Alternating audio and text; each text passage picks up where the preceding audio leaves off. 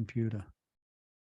So now we're being recorded, then we should pray. Namo Om Vishnu Padaya Krishna Vastaya Bhutale Shrimati Bhakti Vedanta Swamti Namane Namaste Saraswati Devi Gauravani Pachaline Nivasesha Sunyavadi Pashtatara Satarine Jai Sri Krishna Chaitanya Prabhu Nityananda Shri Advaita Gadadhar Shiva Sari Gaura Bhakta Vrinda Hare Krishna, Krishna Krishna, Hare Hare, Hare Rama, Rama, Hare Hare. Okay, so chapter 3, which is entitled Karma Yoga. And it's good that we're reading this systematically. It's good to read systematically anyway, but by reading systematically, we can observe and see how Arjuna's arguments unfold and how gradually Krishna answers Arjuna's different doubts. So it's quite interesting from that regard. So now we're moving into chapter 3, where Krishna is speaking about doing what one is conditioned, according to one's conditioned nature, and the yoga, and linking that conditioned nature with Krishna's direction, and thus become purified. So rather than enter into a state of false renunciation when the heart is not purified, better to work from one's natural position. So hint, hint, Arjuna, you're Kshatriya, so your natural position is to fight. So that's what basically is going on at the present here. All right, so anyone like to read? I can't see any hands up there yet. Let's have Mother Lavangalataka, you like to read text 8 of chapter 3? Yeah, thank you. Text 8. Niyatam kuru karma tvam karma jyayo hi akarmana sirirayatrapichate naprasidyet akarmana.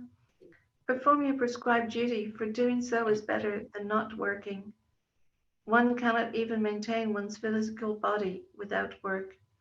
Purport by Srila Prabhupada. There are many pseudo-meditators who misrepresent themselves as belonging to high parentage, and great professional men who falsely pose that they have sacrificed everything for the sake of advancement in spiritual life. Lord Krishna did not want Arjuna to become a pretender. Rather, the Lord desired that Lord Arjuna perform his prescribed duties as set forth for Kshatriyas. Arjuna was a householder and a military general, and therefore it was better for him to remain as such and perform his religious duties as prescribed for the householder Kshatriya. Such activities gradually cleanse the heart of a mundane man and free him from material contamination. So-called renunciation for the purpose of maintenance is never approved by the Lord, nor by any religious scripture. After all, one has to maintain one's body and soul together by some work. Work should not be given up capriciously without purification of materialistic propensities. Anyone who is in the material world is certainly possessed of the impure propensity for lording it over material nature, or in other words, for sense gratification. Such polluted propensities have to be cleared. Without doing so through prescribed duties, one should never attempt to become a so-called transcendentalist, renouncing work and living at the cost of others. Okay, thank you. So, yeah, this kind of purple sums up more or less the whole chapter, we could say, or the whole Bhagavad Gita. But any particular questions or reflections here?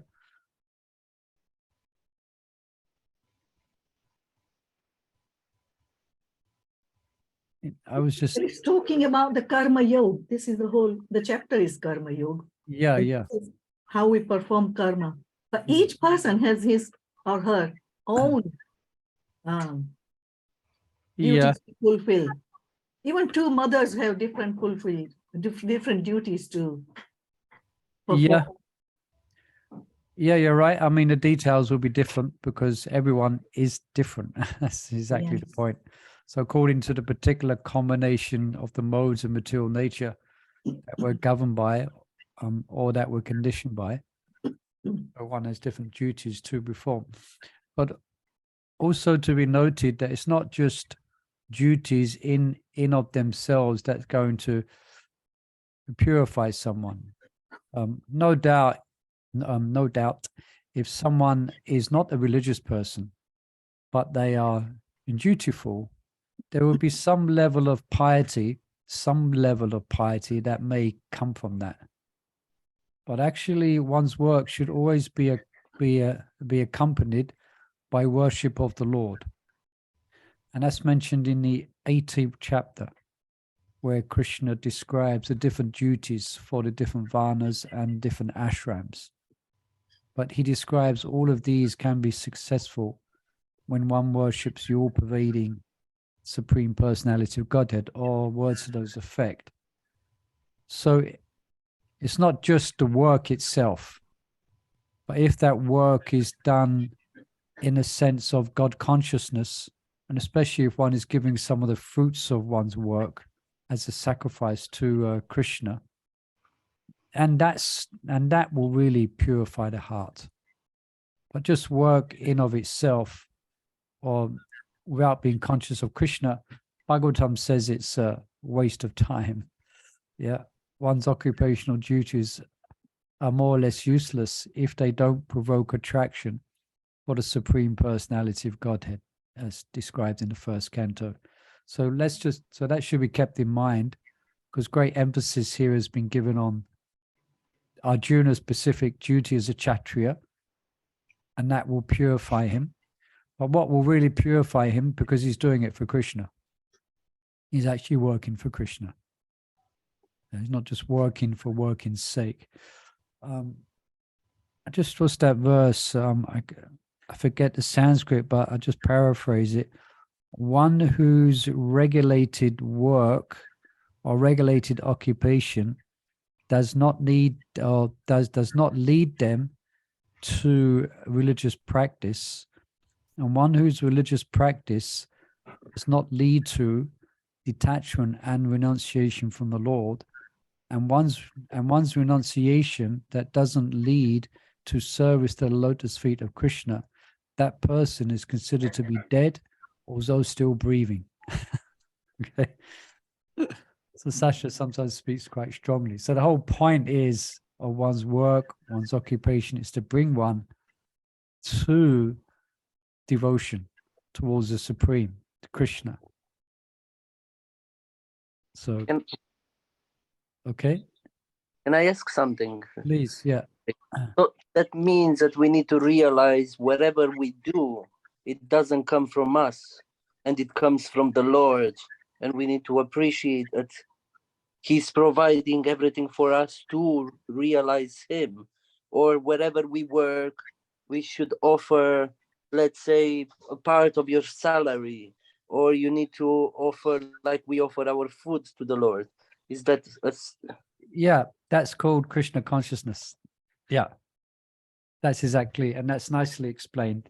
Yeah, this is how we work in the world. This is how devotees work. This is how we follow Arjuna's footsteps. Yeah, because we know plenty of people who work and are very dutiful, but they're not becoming Krishna conscious. Yeah, right.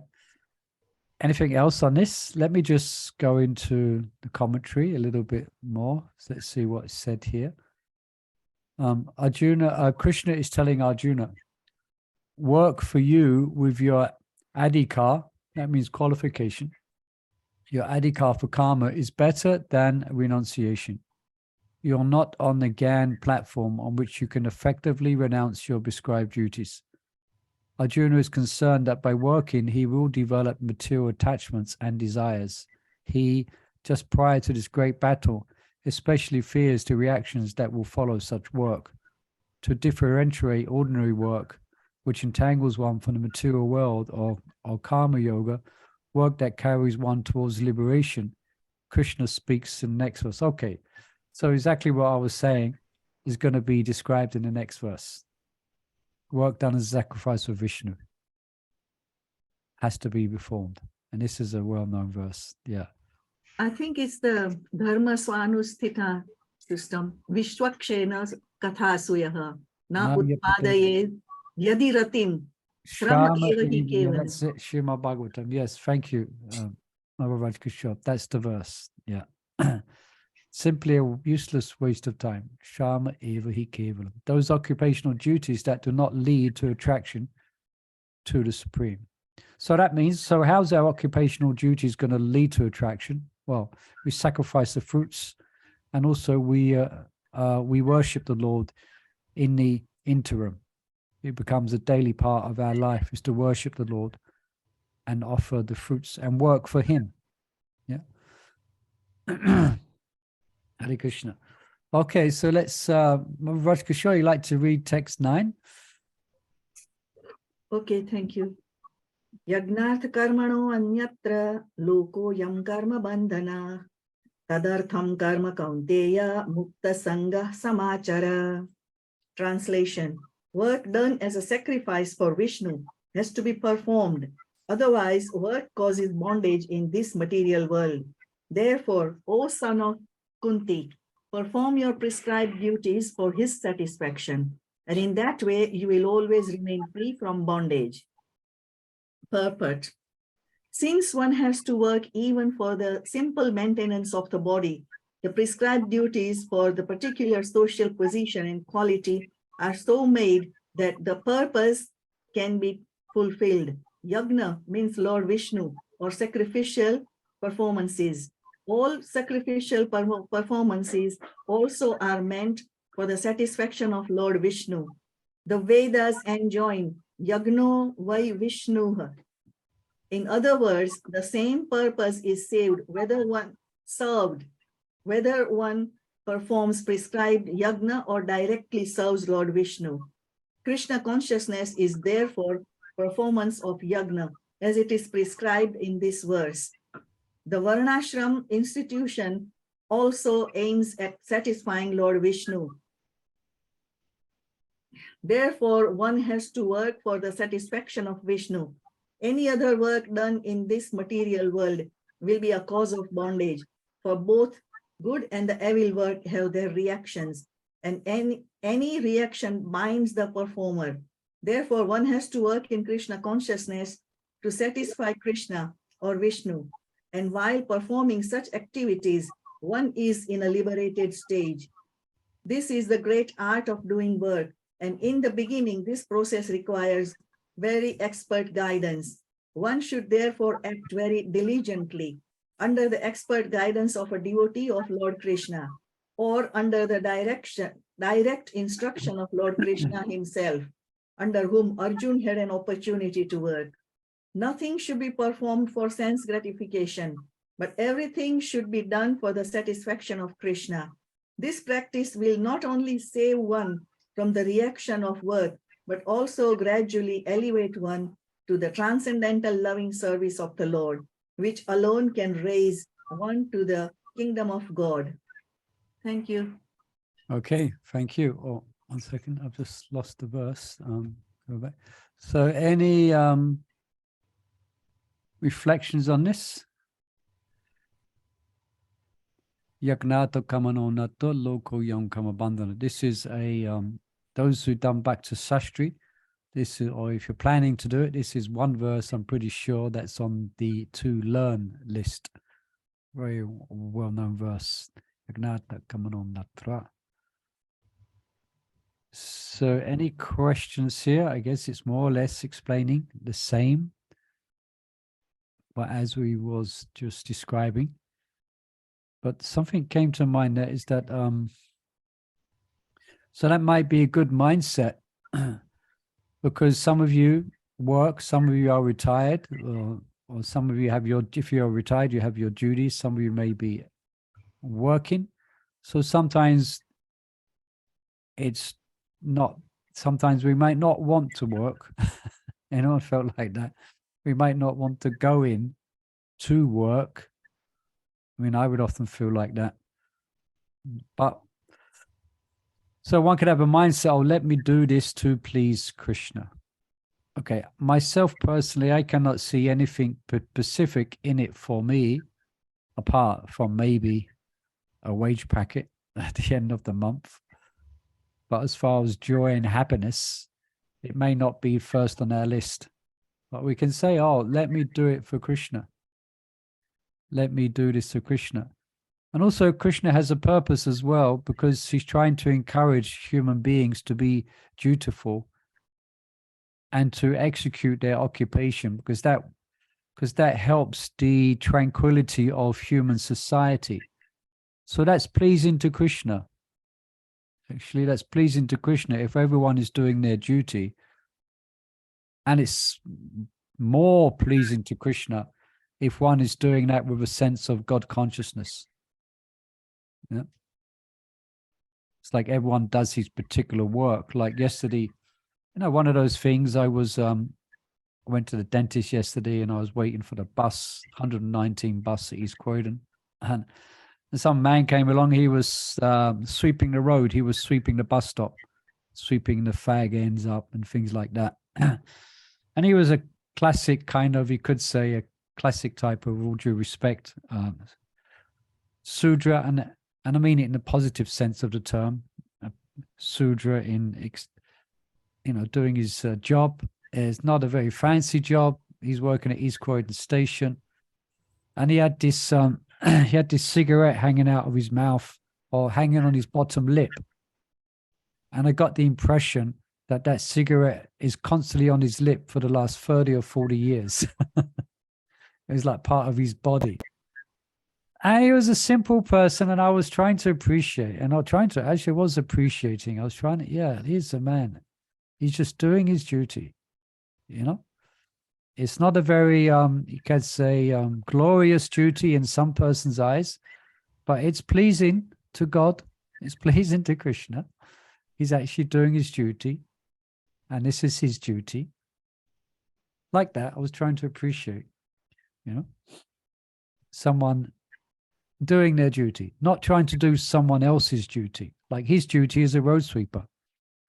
But if he, if he gets excited, he watches the television one day and he decides he wants to be the next president of America, there might be cause a bit of disturbance for him, his family, and everyone else around him. Because it's not his karma, it's not his duty. Or if he wants to be, say, that was aiming too much. Say if he wants to be the next Lord Mayor of Croydon. Preach him, Muni Prabhu. I might be lucky. He might be lucky. But generally, he's going to be happier if he's just waking up at a certain time, going to sweep the streets and goes home, turns on the box. Anyway, you get the idea. Anybody else on this? Any reflections on this? Duty and work. Yeah. Sometimes it's a duty to put up with a mother-in-law or sister or another member of a family. And we think, oh no, I'm doing this for Krishna because Krishna likes it. I'm not going to get into fights or arguments. Yeah, that's it. I'll tolerate and maintain the peaceful atmosphere. Then that will become a karma yoga, what we are talking about here. Yeah, but specifically more than that, go karma yoga or yoga. That's a good, I would say that's more of a Krishna conscious, a more advanced state of mind. A devotee, that's how devotee thinks. Yeah, that's very good. And that type of mindset keeps, relatively speaking, it keeps the family, although there might be disagreements here and there, but it keeps the family in a kind of relatively peaceful situation. You just learn to tolerate and accept it as your duty bound such. So that's why it's described, I think, there's 2 verses that describe better do your own duty if it's full of fault than do someone else's duties perfectly. Interesting, isn't it? Because sticking to one's duty is so important for the well-being of society in general. So even if there's fault in your duty, you should still do it rather than someone else's duty perfectly. Because duty, like the sun does its duty, the moon does its duty. Indra does his duty, and we have our duties as well. But the main duty is, and the main Swadharma is to become Krishna conscious. That's our main duty. Don't forget that part. All right. Anyone else? Any comments on this? I just said, oh, there's quite a long section here on the comments, so perhaps I won't read that. You want to see how Krishna conscious you are? You go 1 week to back to your family, and you will see where you're standing. Yeah, you see, especially when they offer you things you used to like before. Yeah. Okay. There's a bit here in the commentary, but it's quite long. So perhaps just for this one verse, let me just read one paragraph from it. In text 11 to 30, Krishna described jnana, knowledge, as the difference between spirit and matter, or the soul and body. The activities of jnana yoga are basically the same as those of Shankar yoga, the analytical study of matter and spirit. To practice either, one must renounce all activities and practice meditation. Krishna, however, has consistently instructed Arjuna in another way. He has told him to work in a renounced spirit, not to renounce activity. Text 39 hints that analytical study, Shankya, means the renunciation of activity, which, if successfully performed, elevates one in jnana. But Krishna does not recommend that Arjuna renounce his activities. He therefore explains the benefits of action, not renunciation of activity, and says that action should be executed in knowledge, with the understanding, jnana, that one is not the body. Krishna encourages Arjuna to listen attentively to hear how to become free from sinful reactions. Okay. More detail there. All right, let's... versus mystic. Okay, someone else had a hand up there. Who wants? Madhu Mango, would you like to read? Yeah, I can see it. Yeah, I will try. 10. Saha yajna prajashritva puravacha prajapati anena prashavishyadham esha voshta ishta kamaduk. I don't think it was very good, but Pretty good. in the beginning of creation, the Lord of all creatures sent forth generations of men and demigods along the sacrifices for Vishnu, and blessed them by saying, "By thou happy, be thou happy, by this yagya, sacrifice, because it is performance, will bestow upon you everything desirable for living happily and achieving liberation, purport." The material creation by the Lord of creation, the material creation by the Lord of creatures, Vishnu, is a chance offer to the conditioned soul to come back home, back to Godhead.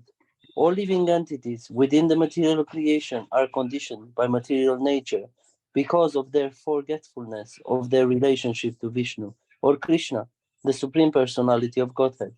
The Vedic principles are to help us understand this eternal relation, as it is stated in Bhagavad Gita, Vedasya cha sarva aham eva vadyaha. The Lord says that the purpose of the Vedas is to understand Him. In the Vedic hymns, it is said, Patim Vishwayatsmeswaram. Therefore, the Lord of the living entity, it is the Supreme Personality of Godhead, Vishnu. In Srimad Bhagavatam also 2.4.20, Srila Sukadev Goswami described the Lord as Pati. It is so many ways. You can just go down to the translation if you like. The Prajapati is Lord Vishnu, and he is the Lord of all living creatures, all worlds, and all beauties, and the protector of everything. Everyone. Of everyone. The Lord creates his material world to enable the conditioned soul to learn how to perform yagya, sacrifice, for the satisfaction of Vishnu, so that while in the material world, they can live very comfortably, without anxiety, and after finishing the present material body, they can enter into the kingdom of God. That is the whole progress. That is the whole program for the conditioned soul By performance of yagya, the conditioned soul gradually become Krishna conscious and become godly in all respects. In the age of Kali, the Sankirtan Yagya, the chanting of the name of God, is recommended by the Vedic scriptures, and this transcendental system was introduced by Lord Chaitanya for the deliverance of all men in this age. Sankirtan Yagya and Krishna consciousness go well together. Lord Krishna, in his devotional form as Lord Chaitanya, is mentioned in Srimad Bhagavatam 11.5.32 as follows, with special reference to the Sankirtan Yagya. In this age of Kali, people who are endowed with sufficient intelligence will worship the Lord, who is accompanied by his associates, by performance of Sankirtan Yagya.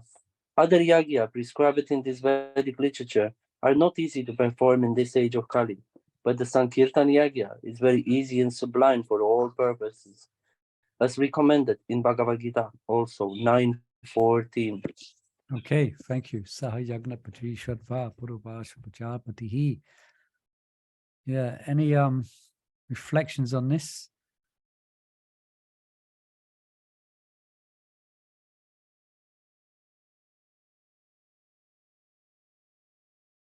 What it says, the most easy way it is to serve devotees and do serving devotees. I missed the first And part. Just say again. the most easy way it is to serve the devotees. So you're asking the question, what's the easiest way to serve devotees? No, that's what you said, the reflection. I was just saying, the most easy way it is to Okay, serve okay, yeah. God and to chant with. Yeah.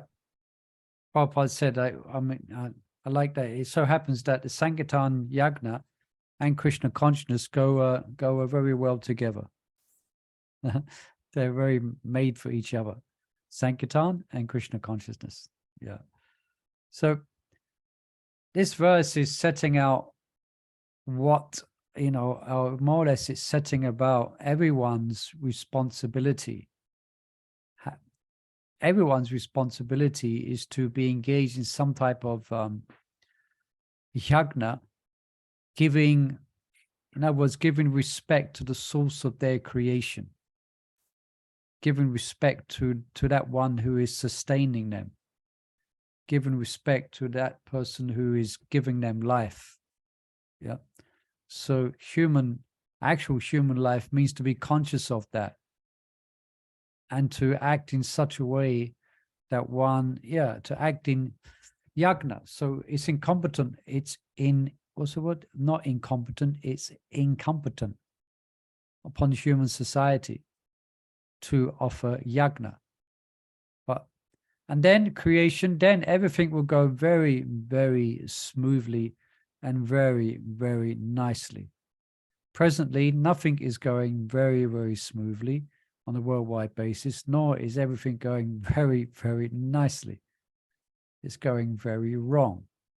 There is wars, there's wars everywhere. There's disagreements everywhere. There's abuse of every type going on everywhere. There's catastrophes from hurricanes. There's adibautic, adidevic, and adhyatmika miseries going on. Yeah, because materialistic society is so proud that they're living without the need for yagna, so-called. They're living without the need to engage or even to believe in Krishna, to believe in the Lord. Don't expect happiness. Don't expect things to go smoothly. Yeah. And that's what we see. Like today's purport, although I missed class this morning, today's purport in the Srimad Bhagavatam class, Kaman Vavasha Pajanya, describes about the reign of Maharaj Yudhisthira. And that purport, Prabhupada speaks like he's going to start a bloody revolution. He's sorry using strong words, but a revolution. He criticizes so heavily this misdirected civilization, as in comparison to a civilization which is God-centered, as it was when Yudhisthira was the top, he was the reigning emperor of the earth. So anyway, so we shouldn't, I guess we should, you know, this verse is explaining exactly what's going wrong today. Yeah. Like Parliament, before they start, they should have kirtan. Yeah. They should, no one should be allowed to speak in Parliament unless they've chanted 16 rounds. Yeah. And of course, they won't accept it. But if that was the fact, then everything, you know, there wouldn't be any shortage of anything. Everything for everyone's happiness will be in abundance. There will be less disease. There will be less cancer. There'll be, you know, everything would be not perfect because it's in a material world, but everything would be very conducive for happy living, as in the past. But now it's a big mess. Why? Because they're not doing yagna. They're not doing Sankirtan yagna. Yeah. Any questions or comments on that? Can I ask something? Maybe it's irrelevant. So I'm the sure whole, it's not. they are enjoying themselves, most of the planet. Most of But the most of the planet, like most of the people on the planet, they're enjoying themselves. Sense gratification, it's over the roof. yeah, And then well, go on, yeah. the Vaishnavas and the Vaishnavis, they are the ones who are actually serving the Lord and trying to collect, let's say, making pious activities so they can keep in a way peace, and they hold the whole peace in a way on the planet Earth. Because if there wouldn't be any more Vaishnavas or devotees, everything will be more or less even more chaos. Is that Yeah. right?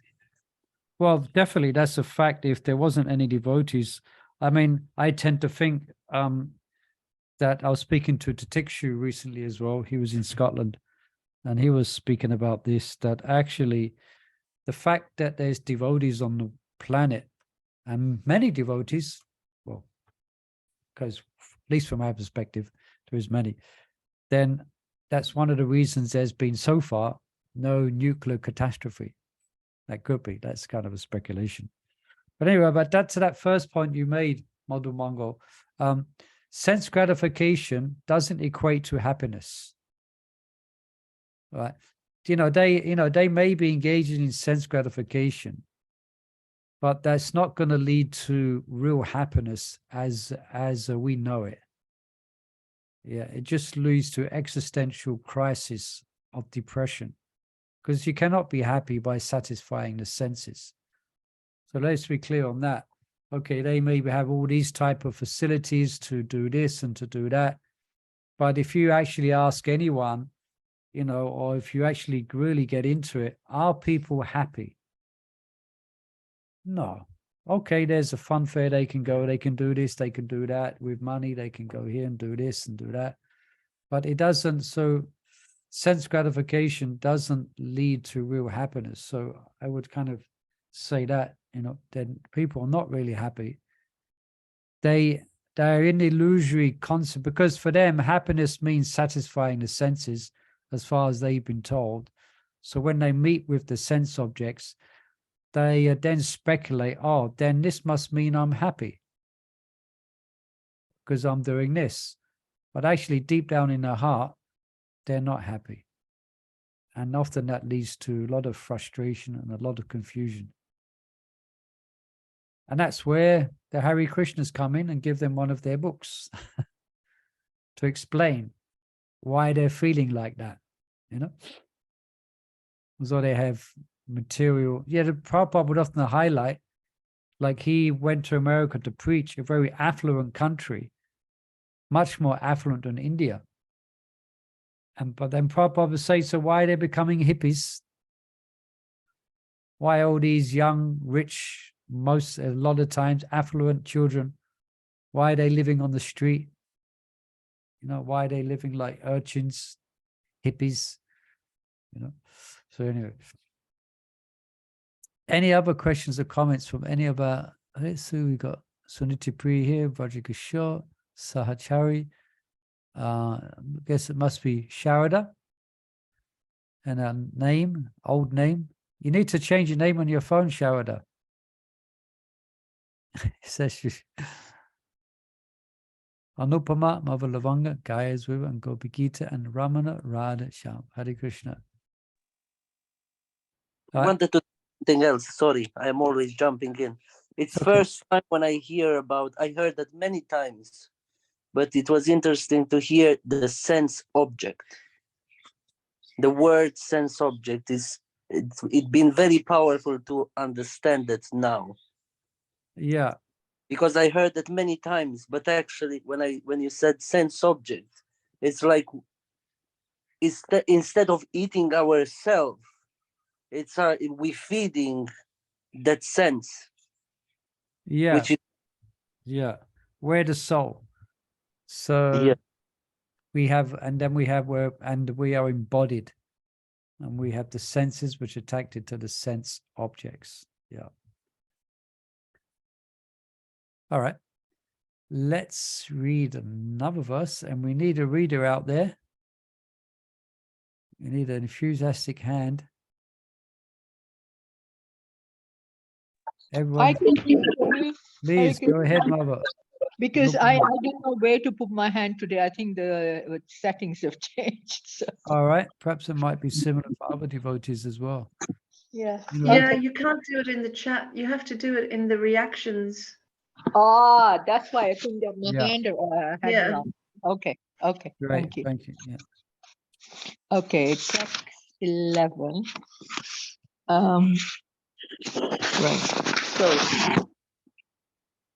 Devan Bhaya Vayantanena Ete Deva Bhavantu Nova Prarashara Param Bhayavananta Shreya Param Avapasavata.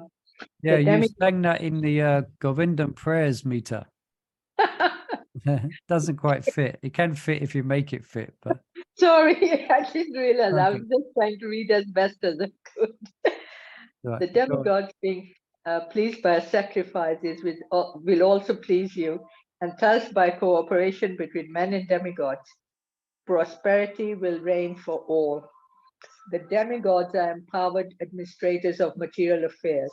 The supply of air, light, water, and all other benedictions for maintaining the body and soul of every living entity is entrusted to the demigods, who are innumerable assistants in different parts of the body of the Supreme Personality of Godhead. Their pleasures and displeasures are dependent on the performance of yajnas by the human being. Some of the yajnas are meant to satisfy particular demigods, but even in so doing, Lord Vishnu is worshipped in all yajnas as the chief beneficiary. It is stated also in the Bhagavad Gita that Krishna himself is the beneficiary of all kinds of yajnas. Therefore, ultimate satisfaction of the Yagnapati is the chief purpose of all yajnas. When these yajnas are perfectly performed, naturally the demigods in charge of the different departments of supply are pleased, and there's no scarcity in the supply of natural products. Performance of yajnas has many side benefits, ultimately leading to liberation from material bondage. By performance of yajnas, all activities become purified, as it's stated in the Vedas. By performance of yajna, one's eatables become sanctified, and by eating sanctified foodstuffs, one's very existence becomes purified. By the purification of existence, finer tissues in the memory become sanctified, and when memory is sanctified, one can think of the path of liberation, and all these combined together lead to Krishna consciousness, the great necessity of present-day society. Yes, the great necessity of present-day society. Thank you. Any reflections on this or comments? I'll just check. Oh, there's nothing here in the Acharya's comments. And, you could just bypass the demigods. I mean, this is speaking about a particular Vedic setting of society where persons would give respect to the devas for supplying different needs for human society. Prabhupada's mentioning here, or someone needs to mute, someone Prabhupada's mentioning here, that present there will be Yagnapati. So whatever yagna was done to whoever demigod for whatever purpose, then Lord Vishnu would be worshipped. And it's that aspect of the yagna that would then be the beneficiary of supplying person's needs. But you could just worship, and as Krishna will encourage later on in Bhagavad Gita, and in a few verses, he describes that those who worship the demigods are less intelligent, etc. Also, it's mentioned elsewhere in Bhagavatam that you can just worship the Yagnapati Krishna, and all the demigods will be satisfied. Deva Rishi Putaptaninam Pitrinam Nakinkayo Vanicharajan Savatmanaha Saranam Saranyam Kutomukundum Brirachikatum. One verse describes that you're pleased just by pleasing worshiping Krishna, you actually please the demigods, the sages, the people in general, friends, relatives, and even relatives that have passed away. Because all such persons are part and parcel of the Supreme. Yeah. So if any of you have 18 million demigods on your altar, I don't think you do. There's no need, just put Krishna. If you worship Krishna, then you're pleasing everyone. Yeah, anything else we can pull out from here?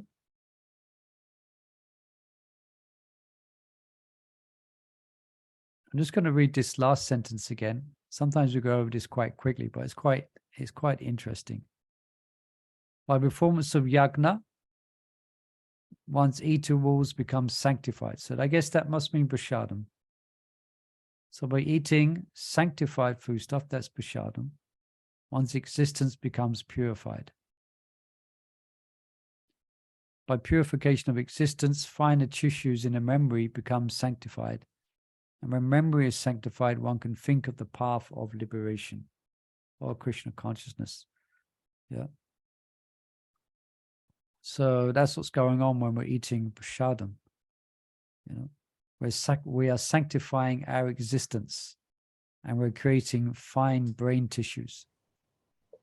Yeah, especially they say that the milk is good for that. Yeah. Yeah, I was going to say that. That was just a moment. Yeah, Prabhupada. Oh, sorry. No, Yeah. that's good. Yeah, Prabhupada says that about milk specifically.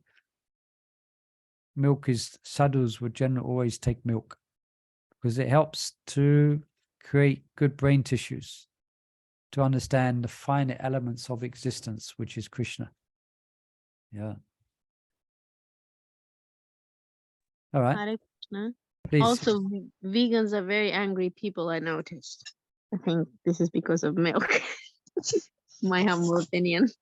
Yeah. There's a whole, some vegans have issues with Hare Krishnas. I mean, that's a big subject. I don't know if we want to go there completely. But yeah, we're into cow protection. Yeah. We don't like to support cow slaughter. So we try and avoid it when we can, but we're not vegans, that's for sure. We are ahimsa vegans. This was a term phrased by Shivaram Swami Maharaj. We are ahimsa vegans, or we try to be. Well, not all devotees are. Some devotees are ahimsa vegans. I am not an ahimsa vegan. I sometimes take milk products, yogurt, and things like that. But anyway, yes, vegans. Yeah, go on, Mother. I was just wanted to ask about, it says when yagnas are perfectly performed, naturally the demigods in charge of the different departments of supply are pleased, and there's no scarcity in the supply of natural products. But I was thinking, like, nowadays we have like oil shortage, we have no fresh air, we have no clean water. Yeah. Even the basic things are in short supply. We run out of water here every year. We have hose pipe bans, even though it's a wet country. Yeah. And is that because of the demigod worship, or is it just our karma, like we are ruining the planet? Or Well, I think it's as we explained previously, is that the general of the can say the general tendency today is to do away with religion or to do away with God, and to so-called live without being, without being feeling a sense of gratitude, or we're trying to live in a trying to live in an independent way. So therefore, there's so many shortages. In other words, Prabhupada would also say there's there's this quote: "There's enough for everyone's need, but not enough for everyone's greed." So without a sense of God consciousness, persons become very greedy, and they take more than what is allotted for them. So that means other persons may fall short. But basically, the answer to your question, I would say, is because there's a lack of God consciousness. There's a lack of Krishna consciousness. So therefore, things are not going in order. Things are not in the normal order. The state of affairs is not in its normal flux, Yeah.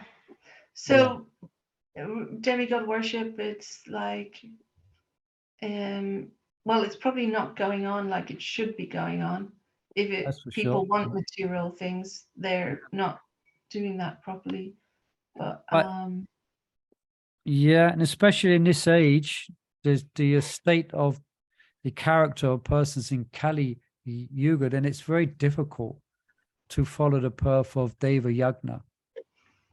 Yeah, it's very detailed and very difficult. So therefore, the only yagna in this age to be performed by everyone, and it's recommended for everyone, is, as we know, it's Sankirtan Yagna. We're not supposed to, and we're in this day and age, we should not become distracted by trying to worship the demigods. We should just worship Krishna. Yeah, that's described. Yeah, so I guess if we can reflect on ourselves, okay, we shouldn't, but let's forget about the country or the continent or the state of the world. But at least we can start with ourselves. If we can engage in yagna, and we can feel the results now that we're engaged in Krishna consciousness, we can feel the results for ourselves. Yeah, that we feel satisfied, we feel relatively peaceful. Hopefully, we get as a sense of joy in the activities that we do in our execution of bhakti. We feel a sense of joy. So that, if it's done on a global scale, then the same effect will be there. But this is what we're trying to do. This is why we're preaching. This is why we're a preaching movement. We're trying to spread Krishna consciousness. That's the great need in the world. Yeah, it's like during COVID, the Yamuna River suddenly became quite clean. Yeah. When all the the bad work wasn't going on. Yeah. Not just that, the skies as well were becoming clear. Yeah. The pollution in general. Yeah, but it didn't take long to get back. Yeah. All also, right. people are not taught to be pious anymore. Wherever we teach, even in the school, it's about me, or you, instead of teaching them how to be pious and how they should perform sacrifice, and everything what they do is not from themselves, for themselves. Yeah, but it's called secular education. Secular education means without any concept. But there are,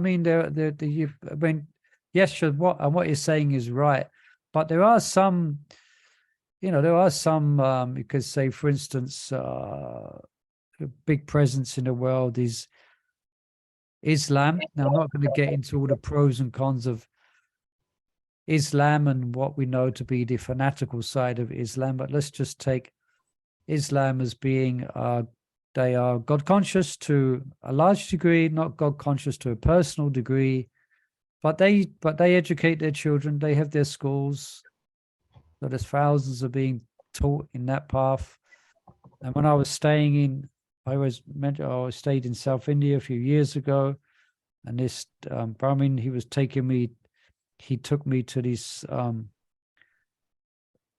see this family that was near a school, and all the kids chanted the verses without looking from Bhagavad Gita, chapters 7 to 12. They just recited. About 10 kids all reciting Bhagavad Gita. And he showed me the school as well.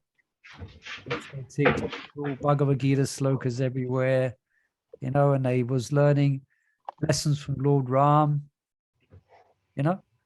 So there is something going on, but there is not much. Yeah, we have our Avanti schools. I think they teach them principles of Dharma, isn't it? I don't know. And Avanti schools. Yes, my grandson and my granddaughter, they Yeah. can speak a few verses because teacher at school teaches them. Yeah. So it's not all completely lost. There is some hope out there. But for the most part, yeah, I mean, I did religious education. I don't know whether it's still there even now in the schools, but when I was in school, there was a religious education class. And I remember the focus of our study was Judaism, because the teacher came from a Jewish background, so she was teaching us about Judaism. It was there, but it wasn't seen as, yeah, it wasn't seen as a fundamental aspect of our education. Someone needs to mute. It sounds like Someone is moving some furniture. Someone's dragging a dead body across the room. I hope it's not the case. Hare Krishna.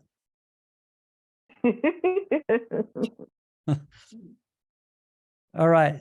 Any other comments on this? Eastern Boganifodeva. Let's see the site. Yagna Shistashana. Oh, did we do that one? Yeah. Oh, yeah. Okay. Let's how much time we have? 5 minutes left. And let's have a look at the size of the. Okay, I'm going to jump in and read this one. Yagna Shistashino Shanto Muchanti Shavakyu Vishay Pondite tu Kutum Papam Ye Patanti Atmakaranat. The devotees of the Lord are released from all kinds of sins because they eat food which is offered first for sacrifice. Others who prepare food for personal sense enjoyment verily eat only sin. The devotees of the Supreme Lord, or the persons who are in Krishna consciousness, are called Shantas. They are always in love with the Lord, as it is described in the Brahma Samhita 5:38.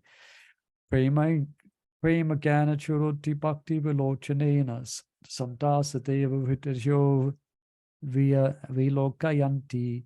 The Shantas, being always in the compact of love with the Supreme Personality of Godhead, Govinda, the giver of all pleasures, or Mukunda, giver of liberation, or Krishna, the all-attractive person, cannot accept anything without first offering it to the Supreme Person. Therefore, such devotees always perform yagna in different modes of devotional service, such as Shravanam, Kirtanam, Smaranam, Archanam, etc. And these performances of yagna keep them always aloof from all kinds of contamination of sinful association in the material world. Others who prepare food for self or sense gratification are not only thieves, but also the eaters of all kinds of sins. How can a person be happy if he is both a thief and sinful? It is not possible. Therefore, in order for people to become happy in all respects, they must be taught to perform the easy process of Sankirtan Yagna in full Krishna consciousness. Otherwise, there can be no peace or happiness in the world. Wow. Prabhupada's really cutting through the illusions of this world. So I hope everyone is not accepting anything without offering it to Krishna. Yeah. Sometimes we may consider a time when, oh, I won't offer this. I just let's be mindful of that. Let's, before we accept anything, offer it to Krishna. In the early days of Krishna consciousness, in the 22nd Avenue, I think, the hippies would come, and before they wore any of their clothes, they would offer them on the altar. Shoes, flares, whatever it may be, trousers. So, Yeah. What about mushrooms, Prabhu? what about mushrooms? I mean, some people have them, some people don't. Yeah, most devotees I know don't, but there are some devotees. Mode of ignorance. Yeah, that is it's a mode of ignorance. But I know a couple of Yeah. senior devotees who take mushrooms. All I can say. Yeah. And what about yeast? Yeast is also mode of ignorance, I think. But yeast bread is, I mean, we have it even at the temple, I think. Yeah, I mean, I take yeast bread, but I try not to take it that often. But I kind of like bread, so. Yeah, I mean, as far as I know, I mean, there's no, I mean, as far as I've understood in my Krishna consciousness since I joined, I've been eating bread for my whole Krishna conscious life, and I've never been heavied out. There's been some discussions about it, but as far as I've understood, yeast is okay. But not fermented things. Fermentate, yeah, but not things that fermentate that are overnight. Fermented. Yeah, well, that's specifically in regards to deity worship. Yeah. Things shouldn't be, what's it called? Fermented overnight. They can be in the morning. You can soak something. We just had a discussion about this on the deity worship forum. Actually, it was about a year ago. And that was the conclusion from studying Prabhupada's purports, etc., and letters. Overnight is not acceptable, but you may, in the morning, a few hours before the cooking, soak something. Yeah, your dal or whatever, something like that. And no vinegar. And no vinegar. Yeah. Anyway, there's some details there. Okay, there's something. Yeah. All right. Thank you. So, okay, so something I was going to say, but I forgot. As they say, it couldn't have been very important if I forgot. Okay, so let's pause there then, and we'll pick this straight up tomorrow. Tomorrow we'll have Bhagavad Gita again. And let's carry on with text 14, okay? So thank you very much for everyone for joining us. It's a wonderful pick up in the evening from 6 to 7, just straight Krishna Katha. So I wish everyone well, and let's tune in tomorrow, text 14 of chapter 3. Jai Shri Prabhupada ki. Hare Krishna. Kalptarubhyascha kripa sindhueva cha patitanam pavanebhyo Vaishnavebhyo namo namah. Okay, I'm trying to. Prabhu, if you find a chance to find that picture of Krishna that you have on your Okay. profile, that would be great. Okay, thank you. Thank you so Thank much. you, mind that. The calendar, Murli Prabhu, please. The calendar, if you can send it. Okay, I Thank will. you. So the calendar and the picture. Hari Bol. Haribol. Hare Krishna.